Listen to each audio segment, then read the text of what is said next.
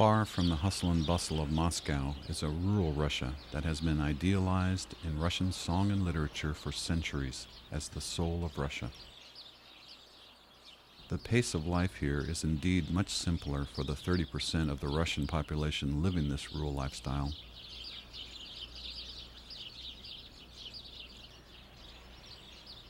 Drinking water is derived from wells and springs.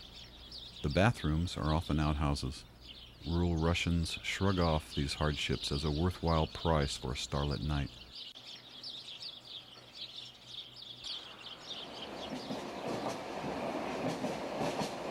To reach rural Russia from the city usually requires public transportation for the average Russian.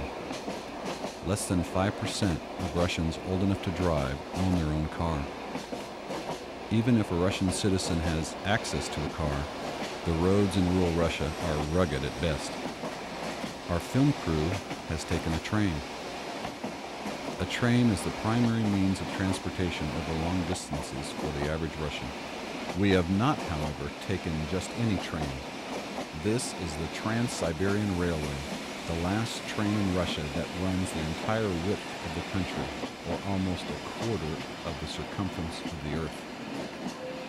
If we went the entire way across Russia by train, the trip would take 7 days. Since there are no showers on board, that could be a very fragrant trip. It would be possible to take a sponge bath in the bathroom since there is hot and cold running water. However, as the time between daily toilets increased, the desirability of being in the bathroom decreased. The only difference between the first-class cabin and the second-class cabin is the number of people. There are 2 people in the first-class cabins and 4 people in the second-class cabins. The attendants cleaned all cabins regularly. Sheets were rented for less than $2 per day, and the beds were very comfortable. We have begun our journey from the eastern edge of Siberia. Siberia covers over 3 million square miles. The Trans-Siberian Railway travels over 2,000 miles through Siberia. The first thing you notice about this part of rural Russia is that it's not always rural. This is a huge metallurgical facility on the edge of the Ural Mountains. Many rural areas were industrialized during the communist years in an attempt to provide work outside Russia's metropolitan areas. Air and water pollution were unnecessary byproducts of this industrialization process.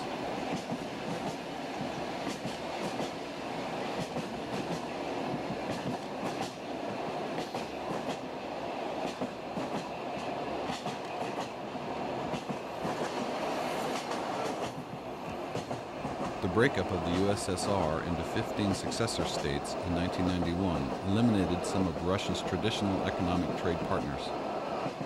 Consequently, some of the planned industrialization projects lacked ready access to raw materials or were located too far from the new end markets of their products.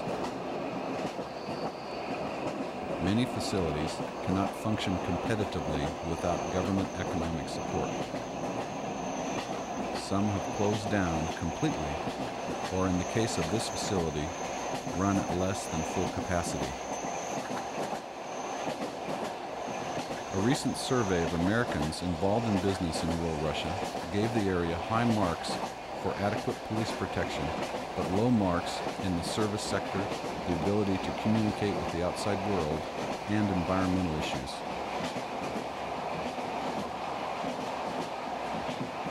The economic climate survey results were neutral. American businessmen may feel safe and neutral about the economic climate, but the average Russian is not so optimistic. The number of Russians living below the official poverty level is now over 36 million people, or 25% of the population.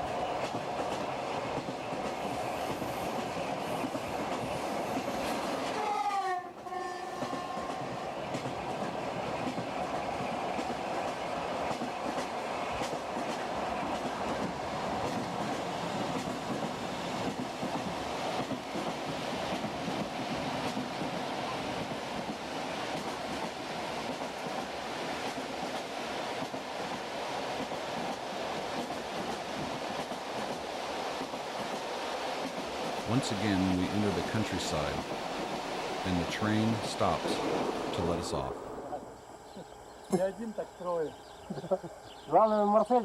We will travel by foot, while our camera gear travels by sled.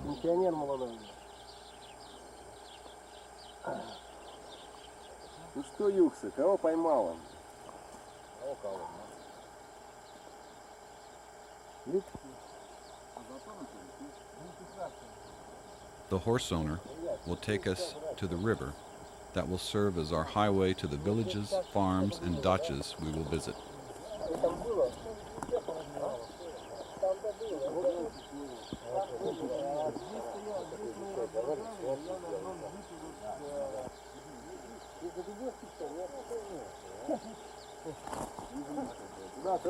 As our cameraman and director enjoy a cup of tea, the horseman tells us where the river is. He says it not only should be there, but it must be there. But that doesn't mean that it's there. We hoped that this was a philosophical statement on his part and not a confession of his lack of direction.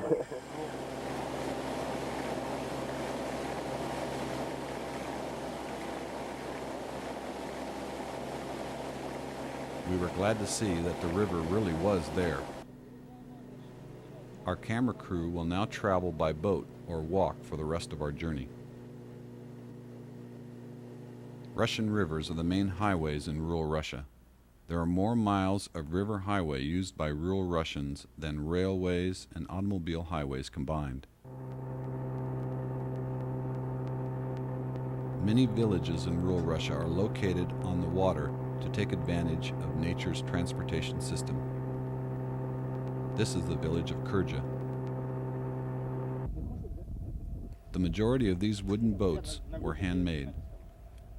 Rural Russia is a place where a woman's work is never done, but a man's frequently is.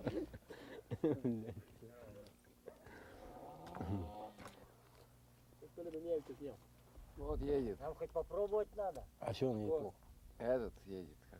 Девушка, мне попробуешь? Children attend a primary school in rural Russia that teaches them reading, writing, and arithmetic. A secondary school education is not common here. These children will probably help their fathers in the fields or their mothers with household chores rather than go to high school. Because there is so much work for the average rural Russian to do, the grandparents play a more active role in raising the children than is common in the United States. After making breakfast, this grandmother starts her grandchildren down the path to school.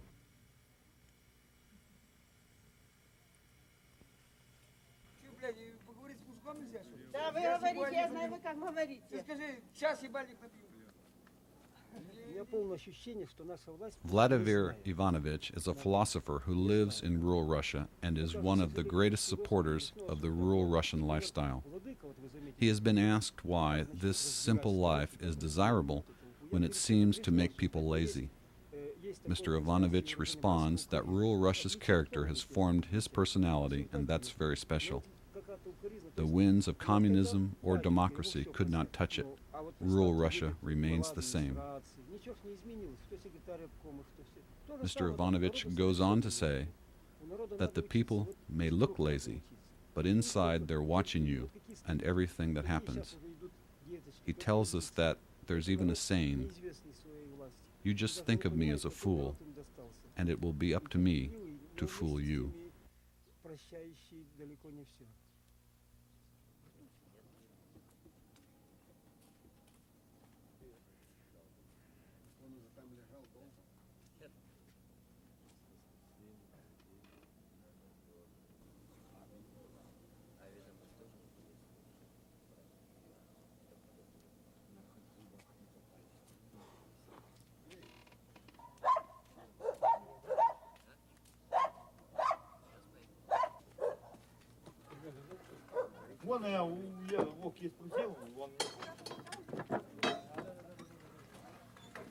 The local grocery store has opened for business.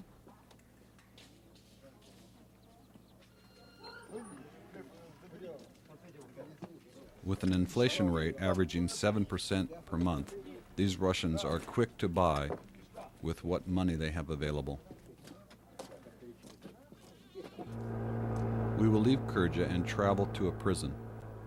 Some Russians live in houses they constructed for themselves away from the villages. Although this is more peaceful, it is also lonely, and it is common for these settlers to come out of their homes for a chat with the occasional passing boat. We are in a hurry to reach the prison to interview some guards and prisoners, so we do not stop, much to the surprise of this pioneer.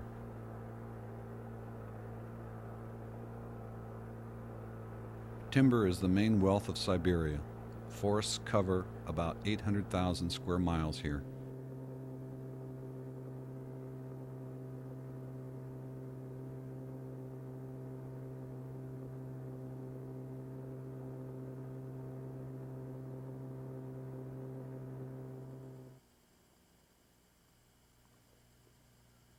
This is the Nurlag prison we will visit. It is one of 400 prisons that are located in rural Russia.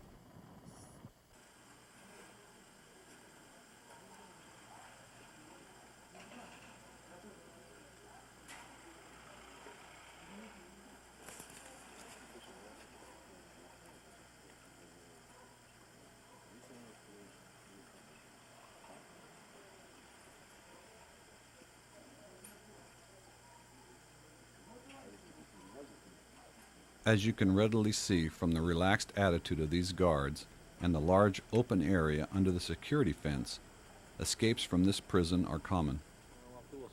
Perhaps the rural environment has made these guards less combative than they would be if they worked in the city.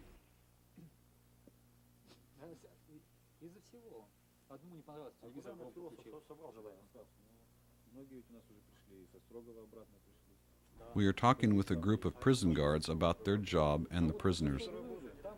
The guards have been asked about the seemingly lax security conditions that we have noticed with the gate. The guard tells us that a lot of prisoners that have been given harsh sentences do attempt to escape. This guard tells us that sometimes it is even worse for prisoners to be out of the prison. After all, this prison offers some traditions here. There are a lot of young people at some of the other prisons.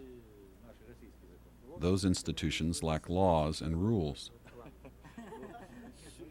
Not only are there no civil laws to protect them, but also there is not a code that the prisoners themselves live by, the guard says. We then asked if they recommended that a person get incarcerated here should they become convicted of a crime. Their answer was that you would need a certain work experience to be sent to this prison. This guard then added that some prisoners do not want to be from this prison. Those prisoners have told this guard that there are only young people out there at other facilities and confrontation would arise. They feel more secure here. The convicts here can hold on to their jobs, we are told. These guards believe that that is the most important thing for a convict, to be given a job. We asked the guards if there have been cases of physical confrontation with the convicts.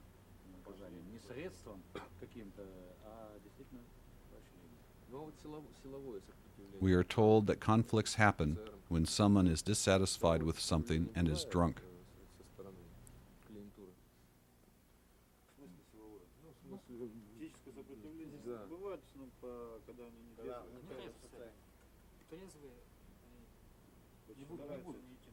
Почему употребление вот этих всех всяких напитков в колониях считается грубейшим нарушением?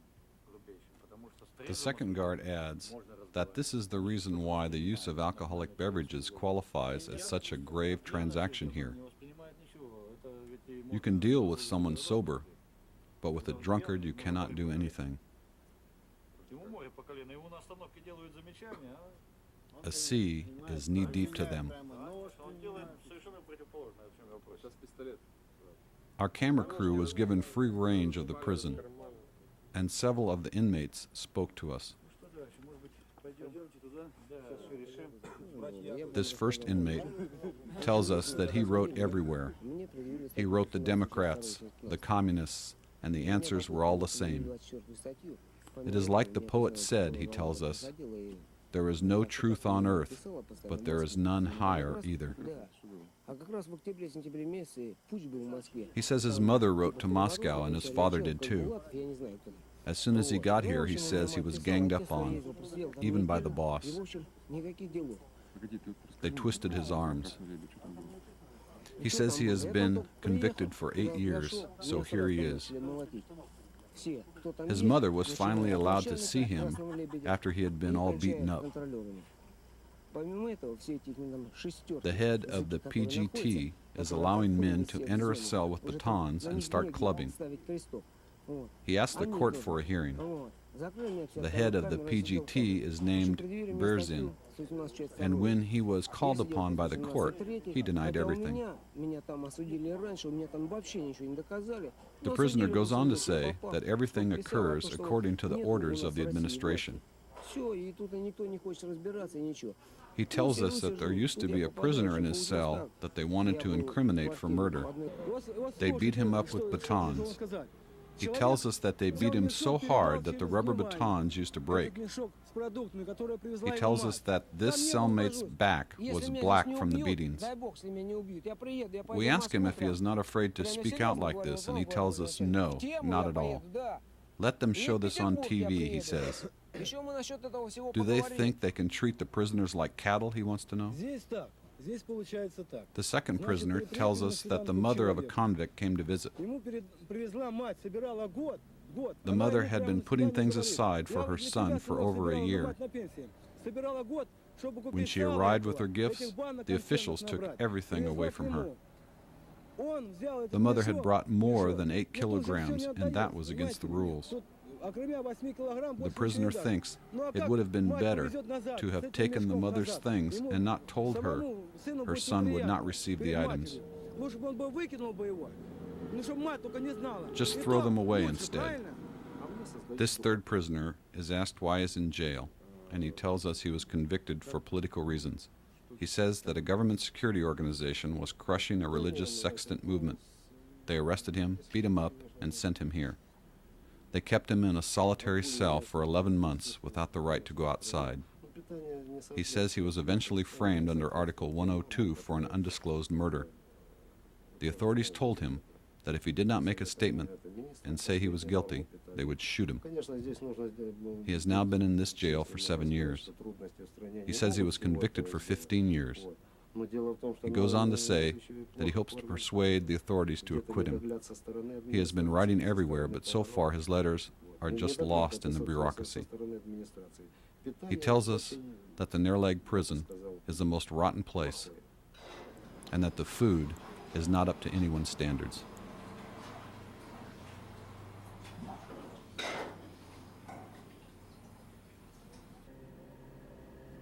Here comes Anatoly Mirzhev and a friend. Anatoly used to be a prison guard and has now purchased a small farm. The reform period in Russia has seen the creation of over 280,000 small farms with an average size of 100 acres. The land on these farms is privately owned or leased on a long-term basis. Russia's track record for productivity under the collective farm system was terrible.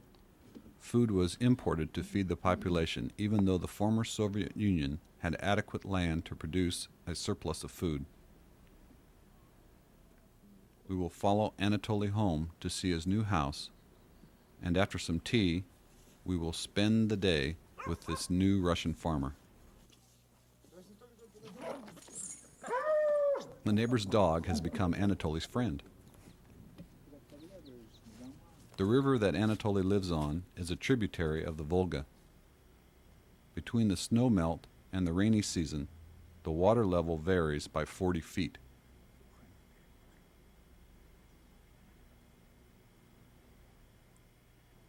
In the city, fishing usually provides food for one's cat. However, here in the country, fishing is done for human consumption.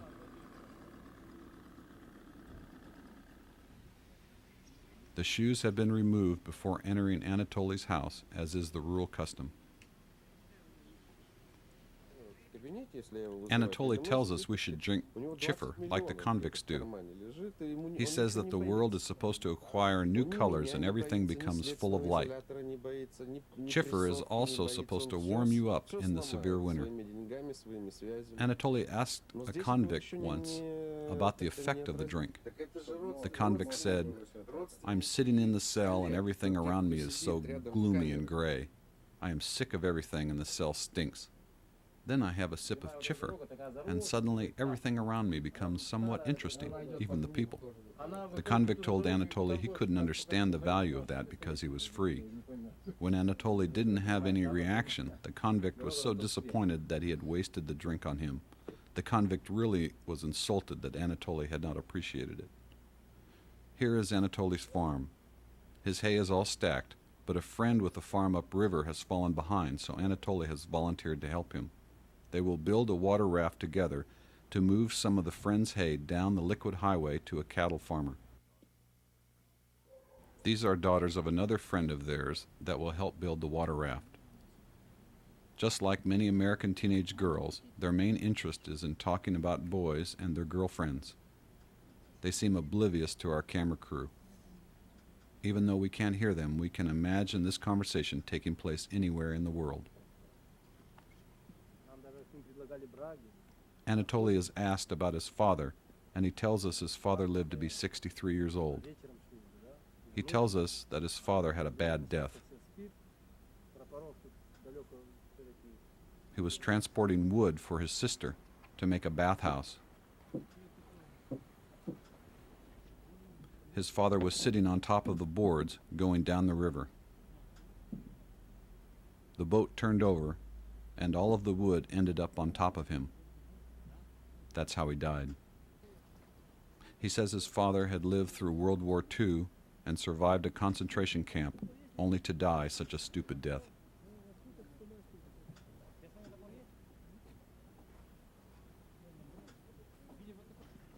Anatoly is creating a water raft out of 2 canoes. The canoes will be joined by poles that are lashed together. While Anatoly is working, he is also babysitting his 2 daughters. After the canoes are lashed together, wood is placed on top for the hay to sit. Anatoly is building the same type of water raft that killed his father.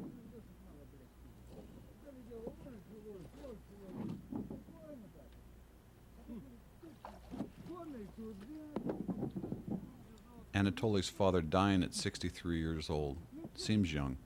However, in Russia, the average life expectancy at birth is 63 years for the total population. Males have a life expectancy of 56.5 years at birth, and females have a life expectancy of 70.3 years.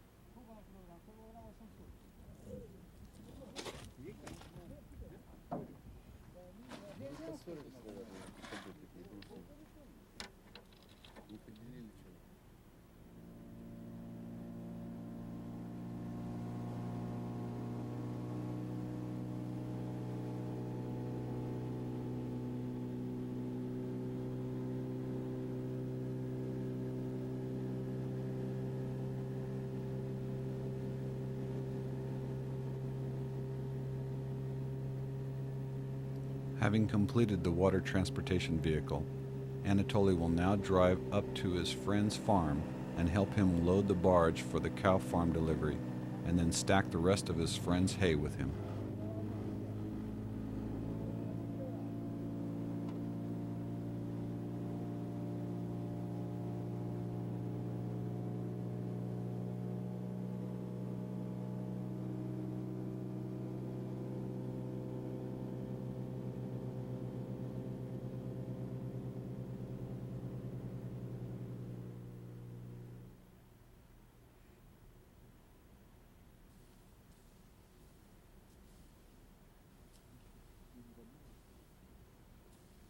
The barge has been loaded, and the excess hay of Anatoly's friend's farm will now be stacked by hand. This land produces 2 crops of hay per year. Agricultural, row-cropped land comprises less than 1% of Russia's total acreage. Who should own the land continues to be the main difference between Russia's reform movement and the conservative factions. On March 7, 1996, Russian President Boris Yeltsin issued a decree strengthening the rights of individuals to control and use agricultural land. The decree was denounced by the Communist Party and others. It is not yet universally understood in Russia that its citizens need the ability to own property without fear of arbitrary government intervention or confiscation to help raise their living standards. The biggest progress in land reform has taken place with the dacha. A dacha is a small plot of land with a wooden shack on it that Russians use for their summer homes and gardens. Approximately 40 million people now own their dacha under laws adopted in 1992 and 1993. The dachas can now be sold in private transactions. Besides being an integral part of Russian culture, they have supplied a significant portion of vegetables and other food, proving the value of private property. During the early 1990s, the 12 million collective farm workers were given a right to a share of their farm's land. The collective farmers were given the right to sell their share, to lease it, or to pass title to it by inheritance or other means. The law also gave the land share owner the right to exchange his share for an individual piece of land that he could farm alone. So far, this change in the law has not been as effective as the creation of the 280,000 small farms like Anatoly's and his friends, or the privatization of the dachas. Even though this is not Anatoly's farm, he is recognized as the best worker, and he takes the lead at constructing the storage site and stacking the hay for his friend. Anatoly is indeed the poster boy for how communism was supposed to work.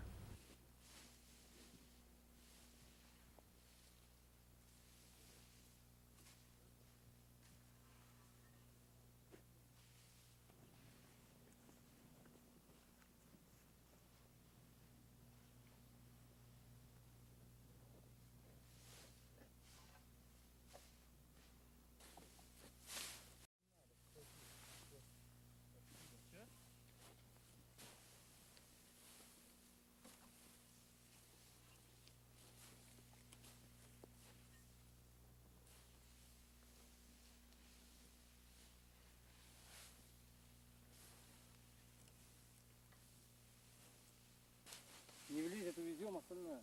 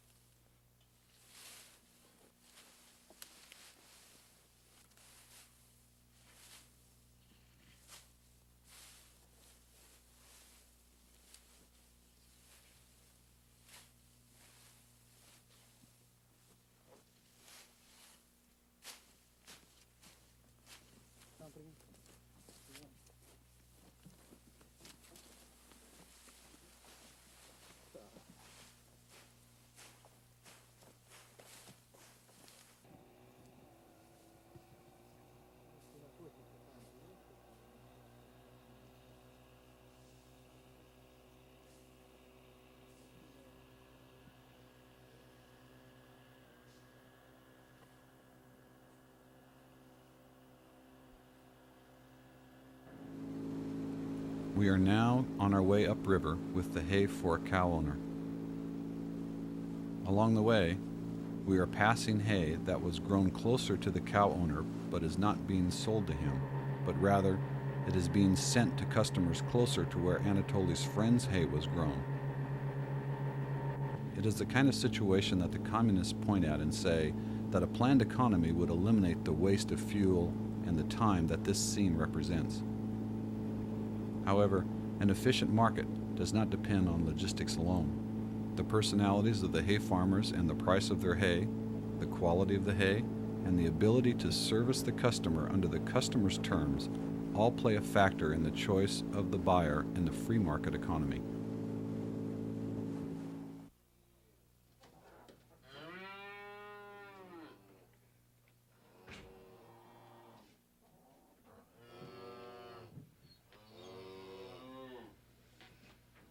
The hay has been delivered and the cow owner is happy with the load and the service.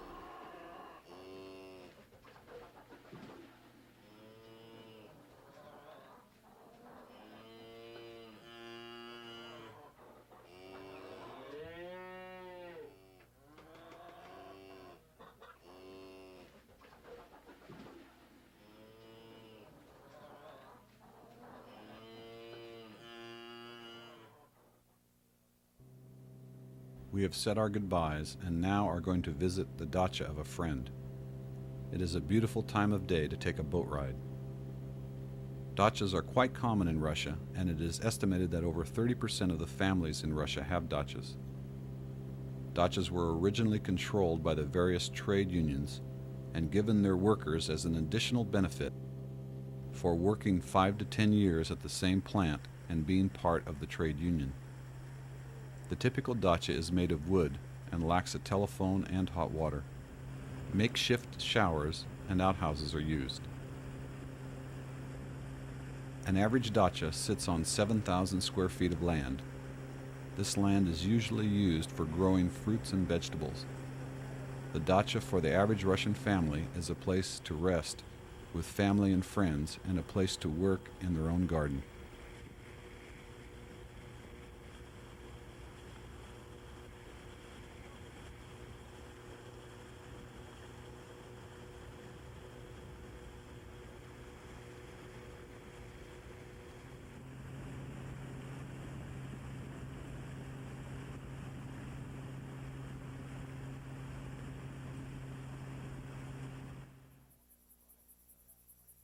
We have arrived at dusk and will walk to the dacha on foot. Tonight we will sleep, and tomorrow we will see the nature component of the Russian soul.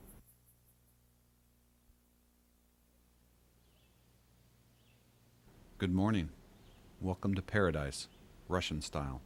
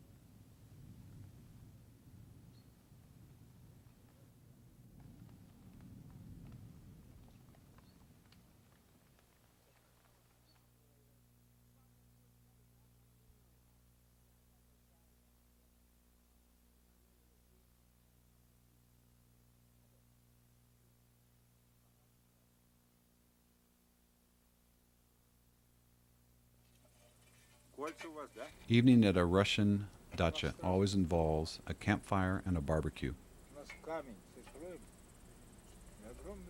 By the campfire, we were told there are many tales to tell. The dacha owners are asked what they did to a huge stone that used to be there. His father said it would not be hard to remove it, the dacha owner says. He and his father piled logs on top of it and set them on fire. When the stone became very hot, they started pouring water on it. The stone cracked, and they took it out piece by piece. The barbecue meat are chunks of chicken that have been marinated all day in a garlic and onion and wine sauce. The chicken chunks will be served with fresh tomatoes and potatoes and onions from the garden and several bottles of red wine from the Republic of Georgia that had a flavor of gamay.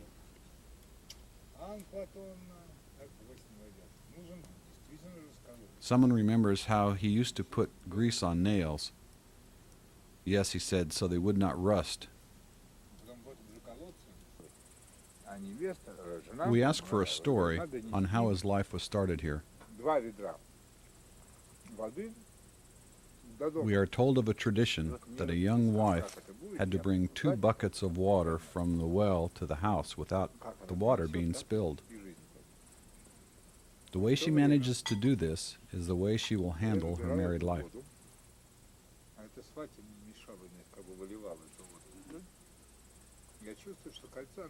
He went to the well to get the water in a bucket for her.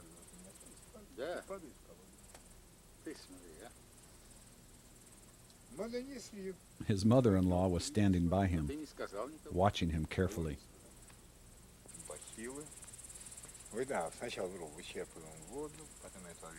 Suddenly, his wedding ring slipped from his finger and fell into the well. He is asked if he told anyone, and he says to us no. He poured all the water out of the well. Then he jumped in and filtered the sand, and there it was. It had almost slipped back on his finger by itself.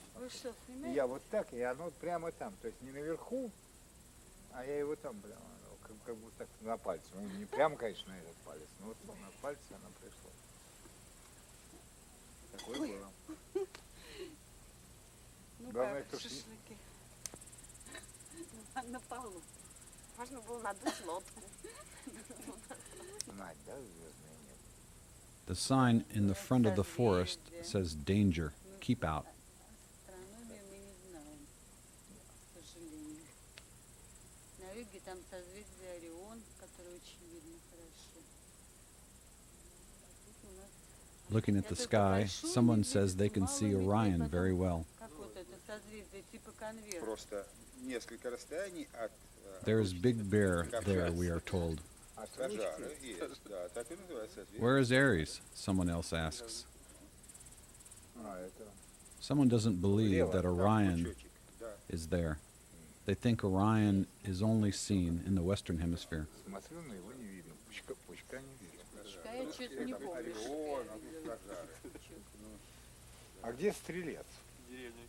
Let's drink to our friends, our guests, we are told. А Леон? А Леон на юге только видно. Это не, здесь нигде не увидишь. Да? Нет.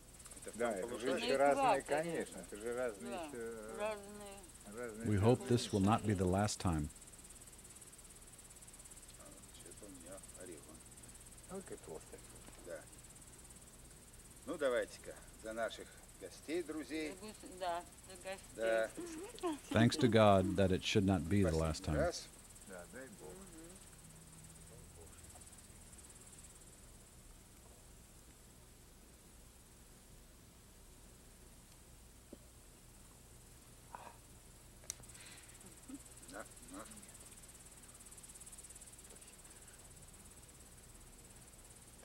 Ничего Я не не хочешь, слышу, да? Александр. Молчишь. камера Работает, а ты Махнули бы молчишь. платком. The camcorder is on, Да. and now they are silent, the director says.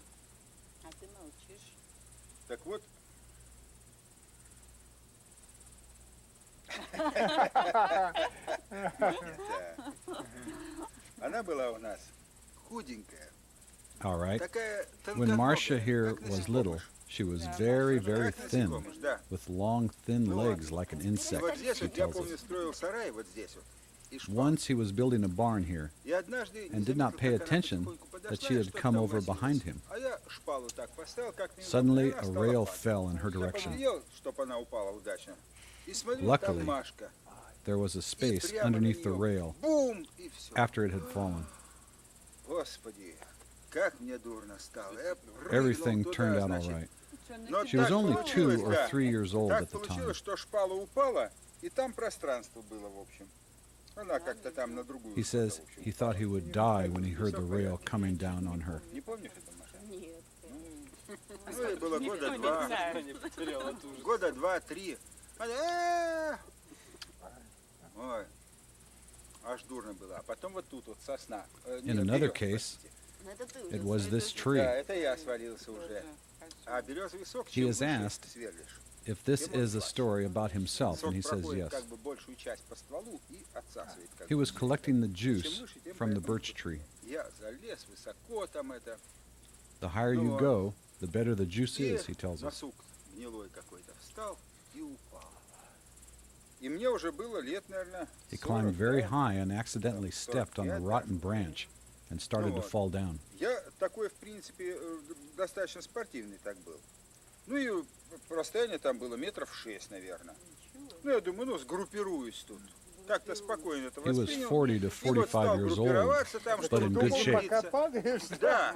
Нет, ну это все мгновенно. Сейчас, вот надо сгруппироваться. Я только подумал, что It was присесть, over потому что 15 высоко feet to было. the ground, И пришел в себя. and he had a только когда я flashing лежу thought на in his земле, mind to bring и his вот так вот legs не могу and hands вздохнуть. together. Я упал вот на это место. Ой, Как бы мог вообще позвонок, вот этот When he шейный gained позвонок consciousness, сломать he еще was что-то. lying on the ground, unable to И не breathe. могу не вздохнуть. Все. Умираю просто. Я решил, что у меня позвоночник или что-то переломано. Машка, папа, He thought he had broken his spine and was dying. Я почему-то думал, господи, Marcia как came же up to him меня saying, дотащат "Daddy, они до Daddy." дома. Ну, тут вот 100 метров. He was lying on the ground, Да, thinking, что там. how are they going to drag me into the house? Ну ясно. Что был? Да? И вот почему-то подумал, как Suddenly же he was меня able to потащат. breathe again, Вот, а я his lungs filled with и air. не могу никак вздохнуть. И вдруг раз что-то так наполнилось там через минуту. Я уже все, синел. Вдруг раз что-то. и He воздух could move his пошел. body a little bit, понял. and everything was как okay. Да. Потом драк с воздуха вдруг щелкнуло что-то и вошел. И я вот. Пошевелился так, все в порядке, тут все в порядке. Last year he Всё в fell off порядке. the roof and didn't know А в how прошлом that году я happened. с крыши отсюда упал. Смолил крышу Ничего себе. и тоже Откуда? с дома. И сижу у трубы там. Вот чего я это. Потом только лишь понял, что еле-еле спустился. Вон лягушка вылезла. Ой, смотри, сидит. Oh, a frog is spotted. Вон, А, она. да. Положим ее в банку и завтра снимем. Ой, какая хорошая. What a beauty it is, someone says. Ну, конечно. Нужно нам. Царевна лягушка. It is a frog princess. А вон крышку, Someone else says. вон кружкой накроем. Да ну зачем? Ну, а Вот чего? она, вот смотри, Завтра как она снимем. здорово. Get it Она under a так mug, води, says someone. Нет, я ее возьму. А накрой, вон кружка, вон кружка Да ну, алюминиевая. она Только не с этой успеет. стороны иди. Она сейчас What for, Миша, she Миша, не с says. этой стороны обойди. Он рукой еще. Let it live. Так, нет, на крышке ее накрыть и все. Oh, hurry. It will get away from you, someone says. Oh, Она it убежала. ran away, says another. Сгруппировался. А где? Ну вот, наступишь сейчас еще, Yes. ладно. It's gone. Ну. Ой, А вот кружка, вон кружка на кирпичах. It's gone for good.